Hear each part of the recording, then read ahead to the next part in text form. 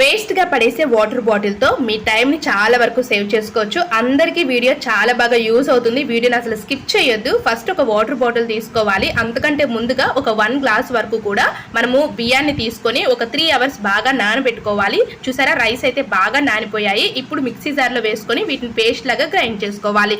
వస్తున్నవన్నీ పండగలే, దసరా, దీపావళి, నాగుల చవితి. మనం ఇంటి ముందు అందంగా ముగ్గు పెట్టుకొని మంచి మంచి డిజైన్స్ వేసుకుంటూ ఉంటాము.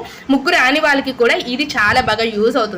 సో దీన్ని ఇలా పేస్ట్ లాగా రెడీ చేసుకున్న తర్వాత ఒక వాటర్ బాటిల్ లోనే వేసుకోవాలి. బాటిల్ క్యాప్ కి ఒక చిన్న హోల్ పెట్టుకోవాలి. ఇలా కనుక ముగ్గు పెడితే భలే అందంగా ఉంటుంది.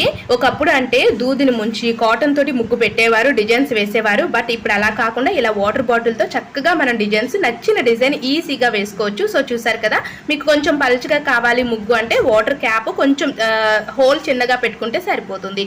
వీడియో నచ్చితే లైక్ చేసి సబ్స్క్రైబ్ చేసుకోండి. మన ఛానల్ ని ఫాలో అవ్వండి. Thank you so much for watching.